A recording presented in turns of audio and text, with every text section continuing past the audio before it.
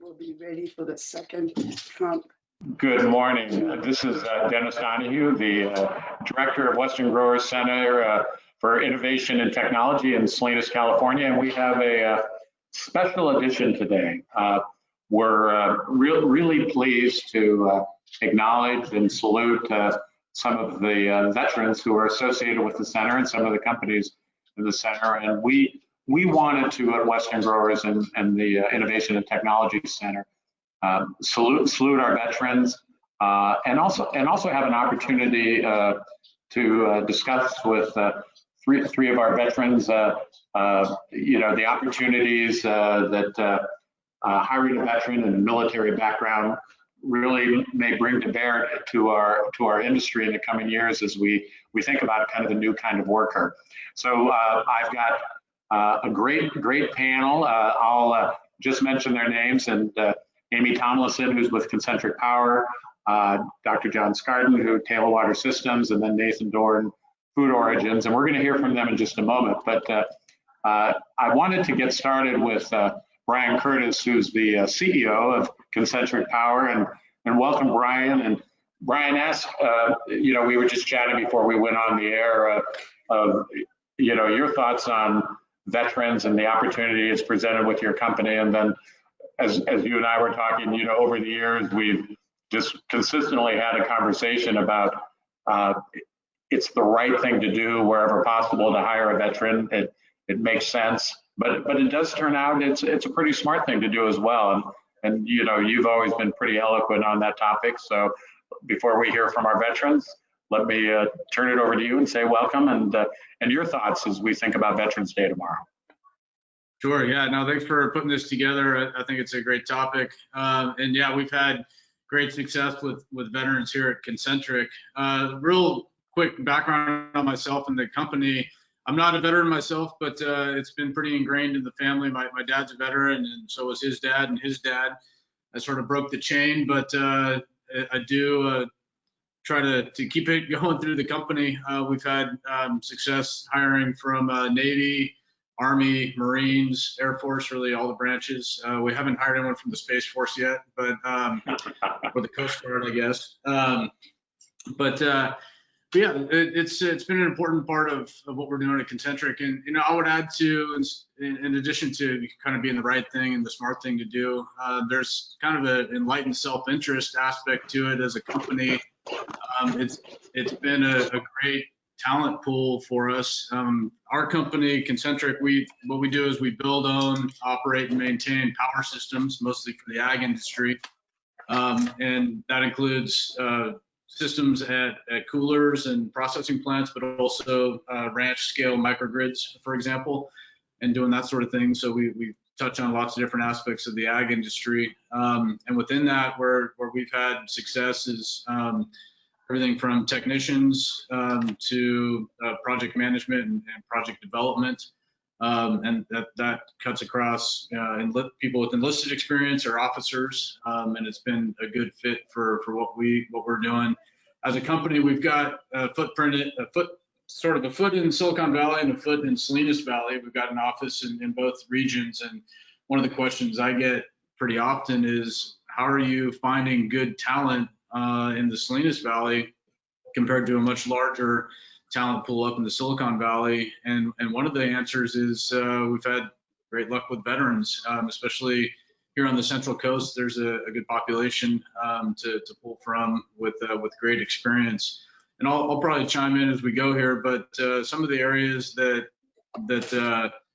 might not be obvious, but once you start peeling back the layers, is pretty clear, is a lot of the experience that come from being a veteran actually has direct applicability to what we're doing in terms of managing fleets of assets, whether that's military assets or in our case, we've got power systems and machinery and logistics and moving modular power plants around to get them installed. A lot of common themes there. And then even on a real practical level, on the technician side, we've had experience, good experience with guys that can just make things work as technicians, which has been great.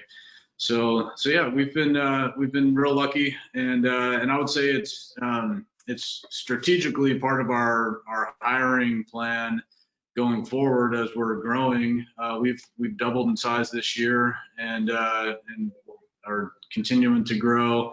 And again, one of the questions I get from investors and my board is where are you finding good people? And again, the military is a big piece of that. So I'll pause there and let you guys talk more directly on your experiences. But yeah, I've been appreciative of having that resource. Well, and I think a couple of points before we get ready to pitch to our cast here. You mentioned the military can provide qualified people across the entire spectrum, whether it's in the boardroom or in the field or in the cooler, because there's so many different components to agriculture, and so the ability to draw upon that diverse talent pool is really important. And I think the other thing is, and regardless of what value it is, this may be one of those, this is a true story, only the facts are false, but I think the statistics are some 44% of the military come from rural backgrounds. And so so when folks, and folks like, more often than not, they like where they grew up in their hometown, and they want the opportunity to go home. So, that's potentially a great fit. So I appreciate those comments. And Amy, why don't we start with you? Brian mentioned all branches of the military and the Space Force. You're actually the one person that, if you decided to re-enlist, you could go to the Space Force. So Brian, you better do a good job and make sure she's got a great work environment. So Amy, why don't you introduce yourself, what you're currently doing, and your military background. Sure, thanks, Dennis. Yeah, I haven't applied to the Space Force yet. I guess it could happen, but well, keep them on his toes. I'm pretty happy with my current setup, and just to talk about that, I am working with Brian at Concentric Power for him and doing business development, and I think it's been a great fit for me. I absolutely feel like I'm drinking from a fire hose a little bit, which is not new. The Navy is very apt to do that, to kind of pile on and give you new things to learn at all times around every corner. So I'm doing that with regard to the clean energy business, and then also the ag business and understanding it. I'll talk a little bit about my background in the military first, and then why I think it does apply, just what you all are saying about how it applies to the ag industry. I grew up in Southern California and went to USC on an ROTC scholarship, and I joined the Navy in aviation back 20 years ago in 2000, and went to flight school in Pensacola, Florida, and was trained up in the F-14. I got to do 2 deployments in the F-14, as it was, if those of you who remember the F-14, it was the jet in Top Gun, and it's gone now. We did the last combat deployment in 2006 on board the USS Roosevelt. So during that time, it was the 5 years after September 11th, and lots of combat flights and real high stress environment, flying off an aircraft carrier during that time. Once I came back, I transitioned to fly the Super Hornet. And again, just like I was saying, the Navy likes to throw things at you you've never done before. And having flown in the F-14, and then I didn't just switch to the Super Hornet and be an aviator, I was an instructor. So now I'm teaching in an airplane that I've never flown in myself. So having to jump through those hoops and figure out how to be an instructor to brand new pilots was more stress, but at home. And I was living in Lemoore, California, and I got an introduction to the ag industry there, definitely looking down on it from above quite a bit, flying around. And, I really took a lot of interest, understanding from that vantage point. And then I wanted to give back and encourage and inspire the next generation. So I applied to be a Blue Angel, and I got selected and was there for 2 years and got to do the air show circuit, 35 cities every year, and really an air show is maybe an hour long, and the other 23 hours of the day I did sleep a little bit, but we did get a lot of time to spend talking to kids and youth and children and encouraging them to follow their dreams, whether it be to join the military or not. After that, I've been in the reserves for about 10 years doing planning major exercises in Hawaii and in the Pacific, and doing a lot of less of a flying job, more of a desk job, but it's aviation related nonetheless. So that's my career. I just reached 20 years. I'm still in the reserves, and I'm a commander. I could go till about 28 years, and I may do a little bit longer. I might put my retirement papers in very soon. We'll see how that goes. I do love it, so it's hard to say goodbye. And the reason I love it is the people. I absolutely love the people I've served with and the time I've spent. I think that the military, people forget, you think about the people flying airplanes, driving a ship, or controlling a submarine, but they don't realize that it's a big picture, and there's everyone has to show up and do their job. So you've got the entire gamut of skill sets that come to the military from all walks of life, from all backgrounds, and they have to figure out how to work together. And that skill set would translate really well into the ag world, because it's not just the farmers. You have scientists and engineers and supply chain folks and project management and construction building, and everything that goes on kind of in the world of business and growth happens in the military, also happens in the ag world. So you could look almost in any service, any branch of service, and find the talent, the hard skills that you need. And better yet, the soft skills of people that know how to communicate, that know how to have really strong work ethic, time management skills. They're going to ask you questions if they don't understand, but otherwise you kind of wind them up and let them go, and they're going to get the job done, and do it in a team approach. So I think that those are my corollaries of what my observations have been with the 1 year's time that I've been up close with the ag industry, and I have very much enjoyed it, and I look forward to learning more as I go. I'm no expert yet. Well, given your track record, I think you'll do pretty good. So, and if you saw the ag world from Lemoore, you figured out that Central Valley is a really big valley, isn't it? So it's. Yes. Anyway, well, thanks for all of those observations. Let me head over to the good doctor, Dr. John Skardon. And John, talk a little bit about your military background and just the skills that you developed, and then you're a CEO of a startup, and you've been around the entrepreneurial world for a while. So put the two together. Okay, thank you. I'm absolutely thrilled to be on the same video conference with Amy. I have seen her fly over. Maybe it wasn't her, but somebody flying over really fast and really close. And I just said, thank God I'm on the ground. I couldn't. Well, John, I just want to know, since she was talking about Top Gun, that inverted thing where you're communicating with the enemy, can they do that? So. Well, my favorite scene in Top Gun is when he flips over inverted, pulling, what was it, 5 Gs, and he flips off the Russian pilot. WGA is a family association, John. So that's one of those things that probably really did happen in the military. Yeah, so I, like Amy, I ran out of money just into my second year of college. I applied for and got a full academic ride through my engineering degree from the Army. They did not have a naval program there. I certainly would have gone that way if I could have. In the Air Force, I didn't really understand the benefits I could have gotten professionally by going in the Air Force on the technical side. But anyway, I went in the military. I then went to what's known as Airborne and Ranger and Heavy Weapons training. And then for some reason, I went into the infantry. All my friends went into the Corps of Engineers because that time you spend in the military as an engineering officer counts toward your 6 years requirement to get your PE license. So of course I wasn't thinking that far ahead.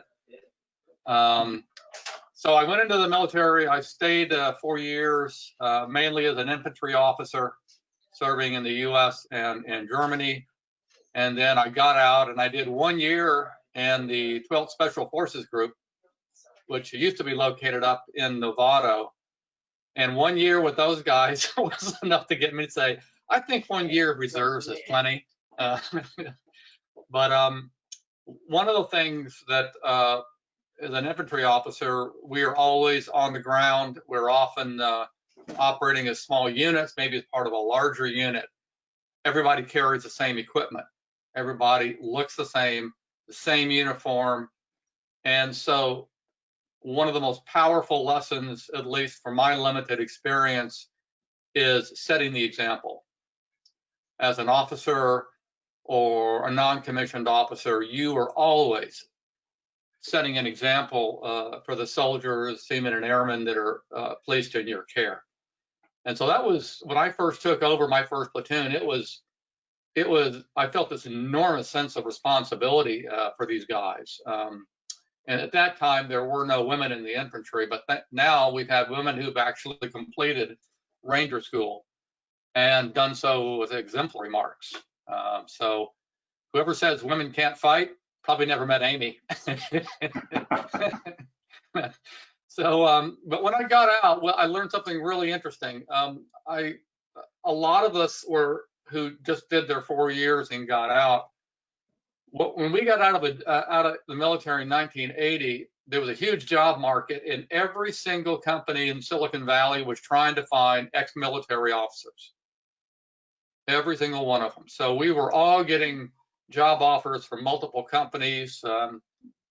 And I went to work for a small company called Advanced Micro Devices, which was sort of a startup back then. That's kind of a big company now. Too bad I didn't stay. But I would say that, you know, and the first thing that happened when I went into the manufacturing, which is similar to the infantry to some degree, is how powerful and how well you can achieve if you can bring that whole team together. And if they trust your leadership, if you're always looking out for your team and not yourself, put them first. Those are some hard lessons I don't teach in college. And I'm not sure you can teach it in college. I think you can experience it under the right supervision. But I'm convinced that the military is the best, without a doubt, the best training ground for future leaders in business.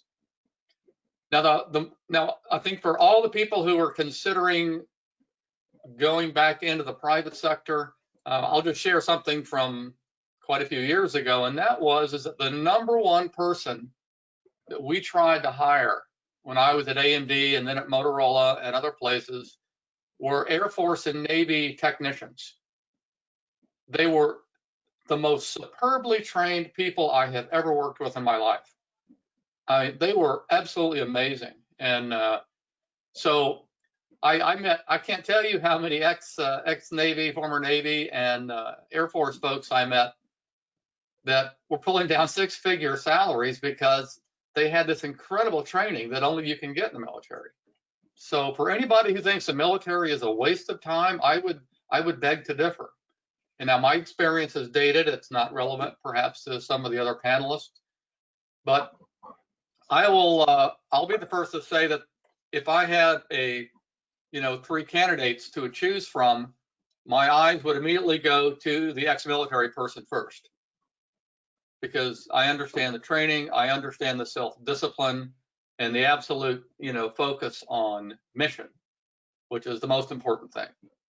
And so I think that's, besides that, I'm extremely grateful for this opportunity. I'm glad I'm here. Some of my friends are lost along the way, as everybody else here, I'm sure they did.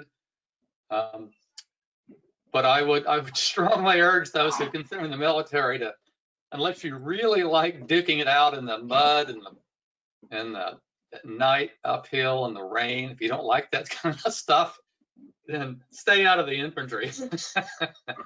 unless you really want to be a grunt.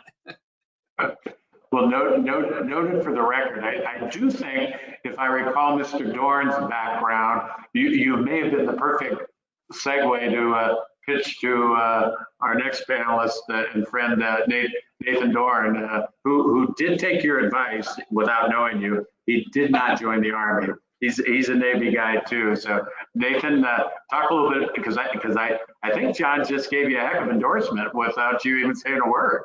Yeah, thank you very much. So we did air with Amy, land with John, and I'm water. I was a Navy submarine guy, enlisted. I was unguided out of high school and thought that I'd run out of money probably before the second year, and walked into a recruiter office and said to all 4 services branches, what's the hardest job you have? And I said, I want to get something out of this. And so I ended up as a nuclear engineer on the submarines. Went to Orlando, Florida for studying. I spent 6 months in one school that Penn State offered us 60 credit hours as an engineer. So if you've ever attended 2 years of college in 6 months, you can kind of guess how stressful it was and how much value we got out of it. So I think John and Amy both hit on 2 great things that were absolutely true. And it alludes to what I look for in military guys often, and I've hired a number of them in my career. It's the ability to understand commander's intent.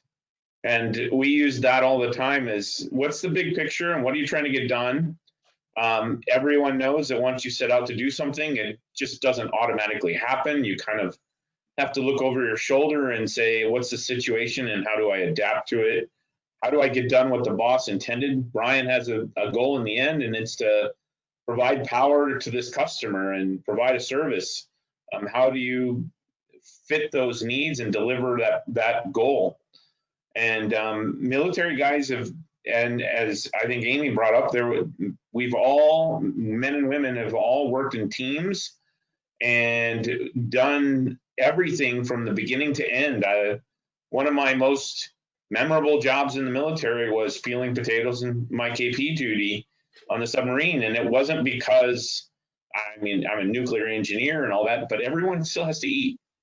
And you have to provide your share and get those things done so that everybody can survive. So there is no single job that a military person that has taken that as a path will shun. There's no job that they find it too hard. They understand that they are capable of learning and adapting, and then they're capable of taking on more. So I think that's the pitch for my background. Farm kid, as Dennis said, a lot of us farm kids took the military as a little bit of a, job responsibility reduction. And I said that to me, I went from 24 hours a day and having to do every piece of it as a farmer to being 24 hours a day and only being responsible for a nuclear reactor in the middle of the Pacific Ocean. So that was a little bit of a, I'll call it alleviation of my responsibilities as a high school kid. And then from there, I went on to Detroit and worked in automation industries and done a number of things with different companies, and finally in production, manufacturing, and then in the end, production agriculture, taking values and things I've learned, not just from the military, but from my experiences around it. So, I don't know, Dennis, how far do you want me to go on a pitch for the military? Or I think I think all of you have done a beautiful job on explaining what it can certainly mean in terms of a career. Why don't we talk a little bit about, though, Nathan, I do want you to have an opportunity to talk about what you're doing today with Food Origins and what you're currently doing, and then we'll kind of reverse course here, and then Food Origins, and then talk a little bit about and I think individually I've talked with each of you about this idea of there's a new kind of worker emerging for, some ag functions will remain the same, but with a lot more technology, with a lot more science, we've got to figure out in ag how to kind of bring those two elements together more and more. And I think you've all convincingly made a strong case that the military is great preparation for that, along with a great opportunity for companies to hire veterans, because having been around the ag deal for a while, teamwork's important, understanding the mission's important, endurance is important. Certainly everything you all are doing, I wouldn't compare getting through a tight market or how am I going to fill an order with what you all had to do. It's a different type of stress, but endurance and figuring out a way to solve a problem, to fill an order, et cetera. So talk a little bit about what you do at Food Origins, and then kind of talk how you see this, how the military background can really contribute to parts of the new workforce that are going to be necessary for us to implement an ag tech agenda. It doesn't do any good to come up with technology and more sophisticated stuff if we've got nobody to operate it, make it, and service it. So one of the other things I think all of us hit on without really knowing it is a little bit about how to stay in our lane and count on the people around us. And I'm not a computer science guy. I've never taken that as a computer science world, but I have a great team of people that I've helped develop and paint a vision to, of computer scientist guys, all from local Salinas kids that came from CSUMB and actually Hartnell, most of them, actually all of them, where my son goes now, and then have family members that have worked in agriculture as well. So I think Food Origins is a company that does data science in hand-picked agriculture, or looking for variation in crops all around. We monitor the geolocation of field workers for strawberry harvesting, safety of field workers and independent field workers in wine grapes, where we make sure that they get home each night and that they don't have accidents in the field. Blueberry harvest, we monitor different machines that harvest blueberries to make sure that they're all operating the same, so that the management team knows where to go and what fields to look at. And then we pass data along to different startups and companies and farmers so that they can add data or make bigger sense from it. It has resulted in us helping in a lot of automation and consulting projects along the way for many companies. Everybody from Yamaha Motor Ventures and Google X to Agriculture Capital and Nature Right. So we've been involved in a lot of cool things along the way. We look for people who are just looking for challenges and problems. So I got to this from working at Ryder Berry Farms before that, where my job was to make the workforce more efficient every day. There we employed some 20,000 field workers, all picking strawberries by hand. And then I'd gotten to them through working at Gallo Wines, where I worked both in the field and in the factory, monitoring everything from energy to wine production. And I'm going to connect it back to my manufacturing or my military experience.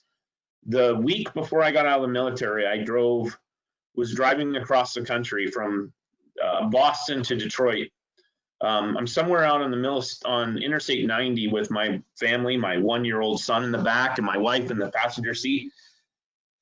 And I get my car with the U-Haul behind it, my Jeep Wagoneer, and into fourth gear, and I'm getting up to road speed, and all of a sudden, as I'm getting to 50, 60 miles an hour and let off the gas pedal doesn't come back up. It's stuck to the floor.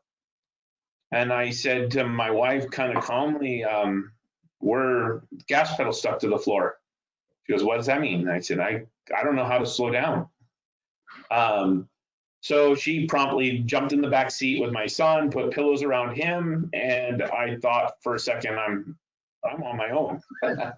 But I realized I shut the gas off or shut the key back and halfway and coasted to the side. It was a stick shift, fortunately. Coasted to the side of the highway and got to the edge. I pulled the hood open to find that the throttle cable on my car was broken. It was stuck so that it pulled the carburetor back, bent up. I straightened it out and it broke off, snapped in my hand. So I'm in the middle of New York on a Friday afternoon with no car or a car that can idle all the way down the highway. Took my, after about 15 minutes, I took my wife's shoestrings and my shoestrings and tied them together, ran them through the hood up to the electric window and tied them to a stick I pulled out of the grass. That stick I used to run the carburetor all the way to the rest stop, where I called the service technician and he said, "Where are you from, son?" I said, "Boston." "Where are you going?" He goes, "Detroit." And he goes, "I suggest you keep going. It's Friday afternoon and it's a dealer item only part. You're going to be stuck in New York till Monday." So I'll keep the long story going, I guess. But we took the car, we drove all the way to Detroit, woke up the next morning to move my car so my friend could go to work, and went out to the car to pull the throttle, and the string broke, and I had to idle the car out of the driveway. The end of the day, I fixed the car, and then I'm going to my first job interview a week before I get out of the military. And the very first question the engineer asked me is, "Can you handle difficult situations where the answer isn't obvious?" So I think I got the job within minutes of getting there, but that's the kind of thing that you run into, not just in the military, but kind of in this learn by doing environment. And the military is exactly that. Well, you know, Nathan, I can't help but ask, Amy, I hope you don't have a comparable story up in the air along those lines. I have a story that involves going to Pep Boys to fix a jet while we were on the road in order to get it home. Well, we've got up until the end of the hour, so. I don't know how much I want that on record, but yeah. Okay, well, this is being recorded, so we'll let you off the hook. I needed home, so we made it happen. Fair enough. Well, let the record show Amy has a few military stories to share if you can catch her at the right time. So, John, talk a little bit about just your thoughts specifically in terms of how the training really does set up for this new kind of worker, this new element of the workforce that's going to be necessary to incorporate some of the technology and science and data that we're all going to have to get more familiar with going down the road. Yeah, thank you. I was really enjoying Nathan's story because it epitomizes to me one of the things that the military tries to inculcate in all of their soldiers and seamen and airmen and Marines, and that is, there's an old saying, I think it's from von Clausewitz, who said that, the reason why we do planning is to get ready for battle. But once the battle is engaged, we don't look at the plan and say, okay, I was shot at from the left, so then no, it doesn't work that way. But it's the planning that helps you gain sort of the mental preparedness for what you're going to face. And I think Nathan's story is emblematic of what we expect from our military veterans, is that given a situation when things get messed up, nobody really cares the fact that they're messed up. They're more cared about what did you do? Did you adapt? Did you improvise? Did you come up with? Did you look out for the safety of the people with you? Which clearly Nathan was, number one on his mind, most likely was his family in the back seat. So I think those kind of skills, to me, transcend the ability to write beautiful code. Because you can always hire somebody, even as unpleasant as they might be, who's never done anything in their life except write code. But I'm not sure you'd want to put them in the sandbox with 4 or 5 other coders or mechanical engineers and expect them to just display leadership characteristics and qualities that will get that group together, get them all focused on a single mission, and let's go get this product developed. So I think they're sort of fundamental skill sets for a successful career that the military teaches. But on the other side, you know, when you were referring to the so-called the change in the demands on agricultural workers, yeah, the equipment's not getting simpler. Sometimes we get lucky still to this day and we find a very simple solution to some of these problems that we're facing. But often the solution or the actual implementation of the solution becomes challenging. And once you get it down, like Concentric Power does, I mean, they've got their act down so they can kind of go anywhere with confidence and put up a new power plant. Not everybody can do that. Brian, there you go. There's a good endorsement from the outside looking in. And not only is John a CEO and an entrepreneur, he teaches entrepreneurship at the college level. So he knows of what he speaks. So yeah, no, I was gonna comment. One of the things you said, John. One of the things that was drilled into me in business school, and one of my emphasis was on business planning and entrepreneurship at MIT in business school. And what was drilled into me was that, yeah, here's how you write a business plan, but business plans never work out the way you thought they would, but business planning does. So business plans never work, but business planning does work. And there's a distinction there. It basically exactly what you're saying there. And there a lot of common themes with the military for sure. Yeah. One last comment is I would just say that just to reiterate for all those who are contemplating maybe how to pay for college, maybe you're not fortunate enough to be able to get a Pell Grant or something else, or perhaps your mom and dad or your extended family doesn't have the money to send you to college. I would strongly urge you, if you're not really ready to go to college, is go in the military, get your 3 years in, or whatever the standard enlistment is these days. Go in and like Nathan said, man, that's the right question. Show me the most difficult job in here, and that's where I'm going. And man, that's the kind of person I want to hire. But Nathan's already got a job, so maybe I should work for him. There you go. Well, see, that's why we try and bring people together so you can network and collaborate, you know. So, you know, Amy, and just before we kind of run the gauntlet and ask each of you for your reflections on Veterans Day tomorrow and finish up, you know, Amy, I know when one of our more recent conversations when we were talking about this, and I know you also do a lot of work as a motivational speaker, and really today's conversation really seems to reinforce it. It isn't so much being familiar with ag, though of course, you know, more and more you want to get immersed in that world, but you know, just the human capital side of things just seems awfully important. You know, the skills, sense of mission, and you know, and I know you have some thoughts on that. And you know, it's interesting when you think about a new kind of worker. I tend to, for better or for worse, kind of gravitate to the technical skills, and that's fine. But boy, we've sure heard today the importance of the human skills and leadership and that sort of thing. And I know you feel strongly about that.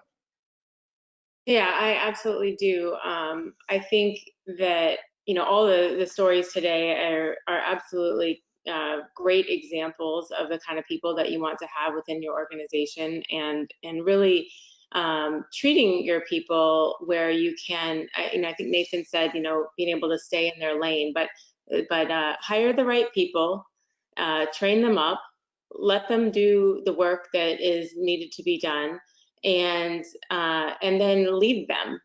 You know, you can't micromanage these jobs. The way that I think the ag, you know, tech is going to implement in the ag industry is it's going to make some changes. Most of the ideas behind tech is to try to improve and make things more profitable and easier, but we know that's not always the case. Sometimes it's harder when the ideas are first implemented. And so listening to your people, allowing them to come back and say, this, maybe you thought this was going to make things easier or more feasible, but that's not how it, we need to tweak it this way or that way. And I think having enterprising people that will bring that type of feedback is important. I do think you can find those types of folks in the military. And I guess I'll lead it off as far as what Veterans Day means to me. For tomorrow, I would be remiss to say that it's my dad's birthday, and so and my dad was a veteran. The whole reason I've been in aviation has a lot to do with him. He flew F8s and A4s and F5s and was a Top Gun, and I grew up all around that. So having his birthday on Veterans Day is pretty cool. He passed away last summer, and so this year we'll just go out and have lunch and think of him. But more on a bigger picture, not on just a personal note. For me, Veterans Day is two things. I think I spend a lot of time thinking and being thankful for the people that have gone before me. All of the generations before us, and particularly for me being a female in naval aviation, there's less than 1% girls in a fighter squadron. And while that seems small, I mean, there were women who were the first ones and who asked to do the job and asked to fly airplanes for our service and for our country. And those types of firsts are still happening in various services, in the services. When I was in ROTC, you couldn't go submarines. But Nathan, as you know now, there's women on submarines and there's women in infantry. And so I'm very thankful to the pioneers who went before me, because the fact that they did that, sorry. I just got interrupted, sorry. The fact that they, did that and went before made it easier for me. I've often been asked, what was it like to be one of the only girls in a ready room or in a squadron? And I didn't think much of it. I was very accepted. I felt like it was working with a lot of brothers, and they were ready for it, and it was not an issue whatsoever as long as I could do my job. So first, I'm really thankful for those who've gone before me, and then I'm also very cognizant of those who are still serving. I mean, there's 540,000 sailors and Marines right now, just in the Navy and the Marine Corps, who are on the front lines, serving on aircraft carriers, flying at night, which is no fun to land on an aircraft carrier at night in bad weather. And it happens every day, every night as I fall asleep. And I think about them, not just on Veterans Day, but quite often. So that's what it means to me. No, those are some great thoughts. Thank you, Amy. John, how about you? What's tomorrow mean to you? Well, I think for me, my family's got a very long military history. I'm probably one of the few people in my entire family that ever went into business, which is like, oh my God, you're not in the military and you're not an Episcopal priest. What's wrong with you? Or an educator. Or an educator. And I thought, okay, well, I got the education thing covered a little bit, but I think mostly for Veterans Day, I always try to reflect on my friends who didn't make it this far. We lost them in Beirut. We lost them in the war on terrorism. And fortunately, a lot of my friends from college went into the dark world. A couple of them did, or the black world, I guess they call it, and served their country as best they could. But mostly I think about my dad. He's now 103, and he was posted to a little place called Bataan in 1940. And at that time, the Philippine Islands was still an ally of the United States, despite what Mr. Roosevelt did to them in the 20s and 30s. But they were soon invaded by the Japanese. My dad was commanding a company of Filipino irregulars which would sort of be like an untrained National Guard that would have maybe some bolt action World War I rifles and perhaps a water-cooled machine gun pulled by a water buffalo. So in comes the Japanese army. My father was captured by the Japanese. He then was interned at, made the Bataan Death March survivor of this, obviously, and then was sent to a prison camp where he probably should have passed, but he did not. And they actually, but ironically, about 3 months before the prison camp was liberated by the Rangers, it's kind of one of the reasons why I went into the Rangers later on, was that he was taken to the Japanese vassal state called Manchukuo, which is properly known as Manchuria. The Japanese have renamed it. And he was liberated from this Japanese prison camp in China by the Russians and some OSS guys who dropped in way behind enemy lines. And to make a long story short, so my dad, they made a movie about the famous Cabanatuan prison break-in. It's, I believe it's called The Raid, R-A-I-D.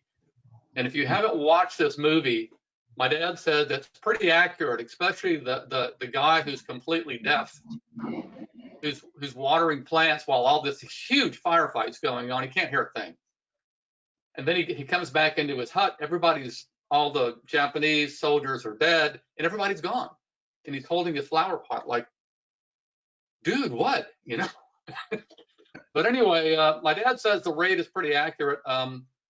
Unfortunately, he didn't get liberated. He got liberated later in Manchuria. But to get an idea of what those servicemen suffered in Bataan, that's a good movie to watch. It's a little hard to watch. Probably not that appropriate for little ones. But still a historical drama that's bears testament, I think, to a terrible time in our country's history. But so that's sort of what goes through my mind. My dad had tried to get me to go on the commemorative Bataan Death March every year, which they have out at White Sands Missile Range in New Mexico. And I haven't been able to go because I'm always working, but I plan to go at some point. Well, you're still a young man, and if your dad's 103, you've got a few decades to find some time. So I hope I'm not still working when I'm 100. Jeepers. Yeah. That's a long time. Well, as I gauge things, you've got at least 40 years to work on it. So you're, Nathan, how about your reflection? I'm the first in my family to go to the military, but wasn't the last. I've had a number of brothers, siblings, and friends that followed, largely because, you know, I looked at it as a great challenge, and I think they took it on as well. I reflect on this, starting with its actual date. 11/11 is Armistice Day. If you know anything about World War I history, you look at that as the sacrifice. I mean, and it was truly an individual person, as we are, with our level of intellect, to go and commit yourself to the causes that they did and to realize the odds of success. Pretty intense measure. And those guys, if they were sitting in our shoes today, they would be more than successful and delivered on things that are much greater than I ever could imagine. So first off, I would go with the commemorative. I mean, this really probably is one of the only military holidays or holidays that I find to be of that measure.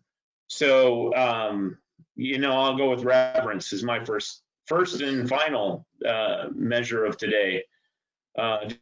Reverence of and the reverence of the people that are back. I hired a number of guys, and I tell every one of them when I hire them out of the military, year one, it's going to be really hard. You're going to come in here and you're going to bring your skills, the things you know, your ability to deliver, your expectations of yourself, and then your expectations of others, and you're going to try to apply them in this workforce, in this space.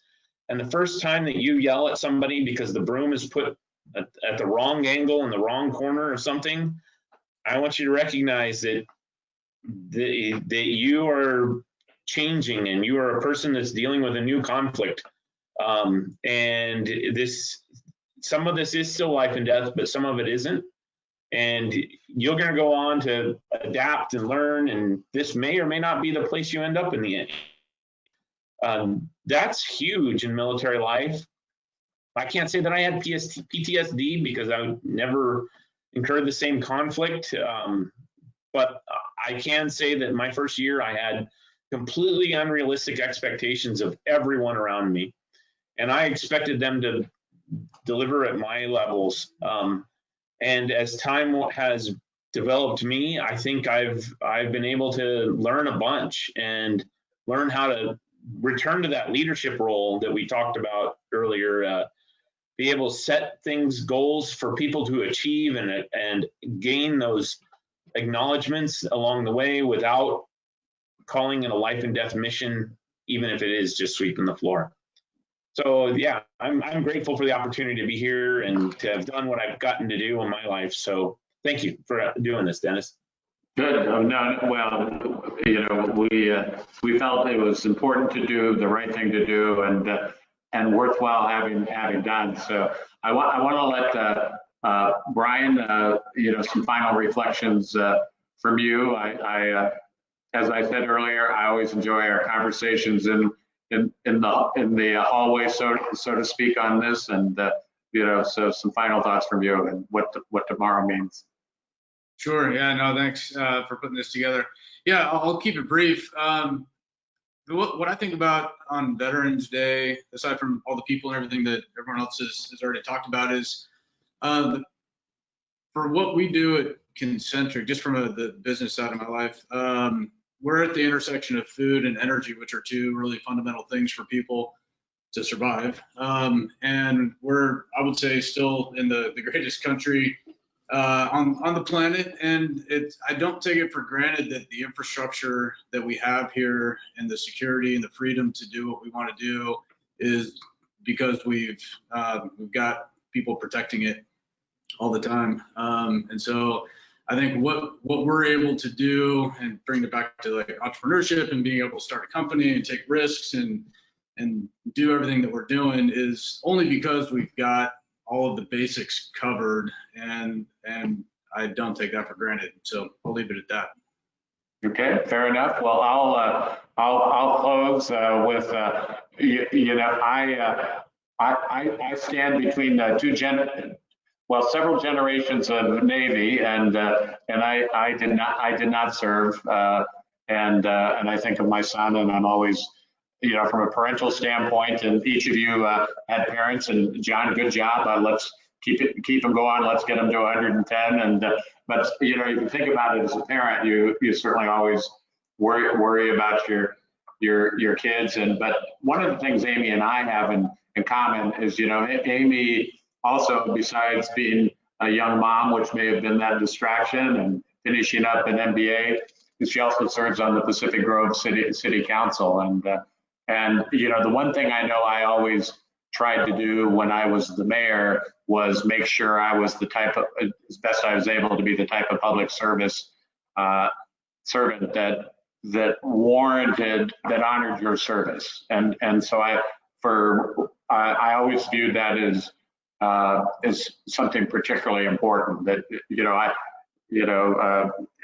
Amy, you mentioned 500,000 people standing guard, flying at night. My connection was to always, wherever whether it was a parade, Memorial Day service, is just terribly important, and the right thing to do to make sure you could honor your service. And so like Brian and I said, as we kind of started out our initial conversation, I feel very, very strongly that when we have an opportunity to hire a veteran in our industry, and we should try and do that. I think that's really important. So having left public office, but having some association with the ag industry, that's a message I'd like to continue forward. Hiring a veteran is the right thing to do. And as we heard today, it's also a pretty smart thing to do. And so with that, I really appreciate your time and being willing to share your personal backgrounds and just listening to your conversations and your personal reflections on Veterans Day. I imagined it's here and there you might even get a little lump in your throat. So being willing to be public about what the day means to you, I certainly appreciate it, and I know everyone associated with the Innovation Center does. So with that, we had a chance to visit the day before Veterans Day. So tomorrow is the actual event, and I hope it's I hope the day fulfills all the meaning it's intended for each of you and your loved ones. And so thanks for taking the time to do this. And the good news is, I think this is going to be an ongoing conversation about just how important veterans are to our future workforce, and I really am appreciative of how you brought out really kind of the human capital, the leadership side, and planning is good. Adjusting, thanks to Nathan, I will remember that story all day tomorrow. I simply planned to head west, and who knew? So good improv. So thanks to each of you for sharing some really personal reflections on your career and Veterans Day. And with that, have a good Veterans Day. And the good news is, we will see you around the center at some point sooner rather than later, when we can. I'm pretty sure a pandemic wasn't planned on, so we're adjusting to that. But hopefully, we'll all be able to run into each other a little bit more in the future. Thanks, everyone. Happy Veterans Day. Thanks, everybody. Thank you. Okay. See ya.